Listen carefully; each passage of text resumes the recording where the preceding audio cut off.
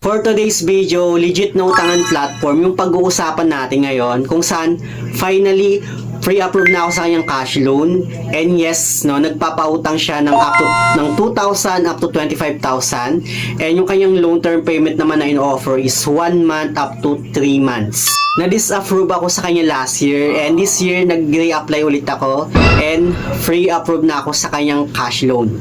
So far, okay at recommended naman itong loan app na to kasi nga SEC registered siya, and yung kanyang interest rate naman is parang katulad din ng interest rate ni Tala.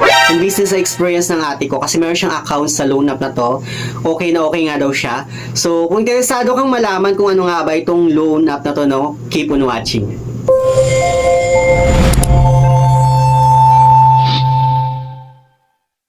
Hello guys, it's Sir Mariano and welcome back to my YouTube channel. At kung hindi ka pa nakakapag-subscribe sa aking channel, please subscribe dahil palagi ako nag-share ng mga experience ko at nag-review ng mga OLA or online learning platform kung legit ba o hindi dito sa ating channel. So, pag-uusapan nga natin itong legit na utangan platform na in-applyan ko last year pero na-disapprove ako sa kanya, and this year nag-re-apply ulit ako at na-free approve na nga ako. Pero ang nangyari kasi guys, no, nag-apply ako last year and na-disapprove talaga ako at hindi na ako pwedeng makapag-re-apply. So, pwede siyang i-delete yung account mo doon. So, dinelete ko yung account ko na yon at hinintay ko ng medyo ilang buwan din bago ulit ako nag-re-apply, and then gumawa ulit ako ng panibagong account sa kanya. And nung gumawa nga ako ng bagong account, ginamit ko yung ID na ginamit ko din sa dati kong old account, at so far gumana naman siya. Well, wag na natin itong patagalin. Itong loan app na tinutukoy ko ay ito nga si Happy Cash na madadownload lang din natin sa Google Play Store, no. Dito makikita natin, no, ang kanyang pangalan, na buong pangalan niya is Happy Cash, Easy and Happy Loan, at ang owner niya is si Yenshan Lending Incorporation. Dito, no, meron siyang 4.7 na stars and 135,000 na reviews. Madami na pala siyang reviews, no. At dito marami na rin siyang downloads, which is umabot na siya ng 1 million downloads. Hindi ko na rin matandaan kung nagawan ko nga ba ng review itong si Happy Cash last year, kasi upon checking sa mga video ko, wala akong mahanap. Baka nga hindi ko siya nagawan, and nakalimutan ko na rin at hindi ko na rin mahanap kung saan yung screenshot or screen video kung saan nga ako nag-apply sa kanya para may pakita ko sa inyo, no, kung paano ako nag-apply sa kanya. But then katulad lang din ng ibang mga loan app na kapag mas nag-apply tayo sa kanila, kailangan din nating mag-submit ng ating information, di ba? And even yung mga contact information natin, yung mga valid ID na hinihingi nitong loan app na to. Pero dito, no, kay Happy Cash, yung kanyang interest rate per month or sa isang buwan is 15%.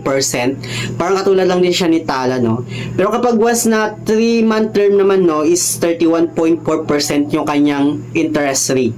2,000 up to 25,000 yung maximum loan amount na pwede nating mahiram nito kay Happy Cash, and yung offer niya lang sa akin, pre-approve offer niya lang sa akin is 500 pesos. Pero for me, not bad para sa mga first time borrower. Okay na yun kasi at least pre-approve na ako sa kanya. Pero ang kagandahan din naman dito kay Happy Cash is buong mong ma-receive yung loan amount mo sa kanya, walang kaltas. So ayun nga, no, gumawa ulit ako ng panibagong account dito kay Happy Cash kasi dinilit ko yung dati kong account sa kanya last year. And hinintay ko ng ilang buwan para gumawa ulit ako ng bagong account. Baka sakali, no, na umeffect or gumana yung ganung way, di ba? Pero gumana naman talaga siya sa akin. So nung gumawa ako ng bagong account, na pre-approve na ako, no? Sabi niya, pre-approve under fast track annual review. And then, hinintay ko lang ng ilang minutes.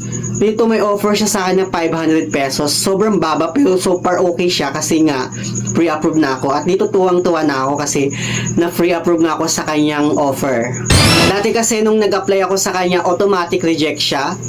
At hindi ganito yung lumabas, no. Pero ngayon, nung nag-re-apply ako, may offer siya sa akin ng 500 pesos. So, tuwang-tuwa na talaga ako kasi nga, pre-approve na ako. At dito nga, no, kampante na ako na baka ma-approve ako. Na-approve na ako sa kanya kasi nga may offer. So, nung binarrow na ko siya, dito nag-loan submitted pa siya, loan assessment. And then, dito na ako pumalya kasi sabi niya, please reapply please reapply for a loan after February 10, 2026. So, nagulat ako kasi akala ko pre-approve na ako at ma-receive ko na yung loan amount doon sa GCash ko kasi GCash yung ginamit ko sa kanya. Pero yun pala, submit for approval pa rin pala siya at ayun, reject pa rin ako. Ibang-iba kasi yung nangyari sa account ko last year kasi last year automatic talaga disapprove siya, reject.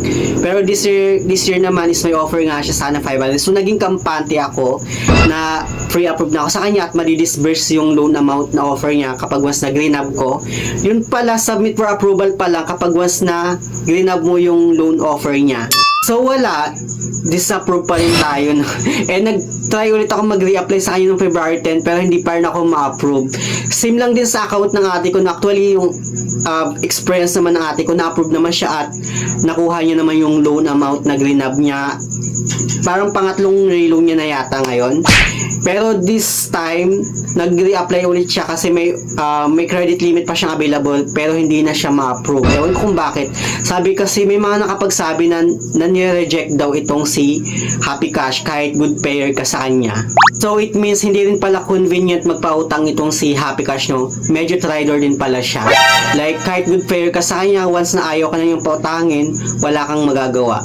So, sa mga merong loan dyan dito kay Happy Cash, comment down below and share your experience dyan sa may comment section, no?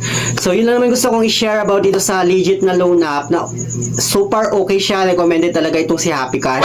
Kasi based naman sa sinabi ng ate ko, okay na okay daw siya kasi sobrang babad ng interest niya, which is 15% okay na yun siya for 1 month.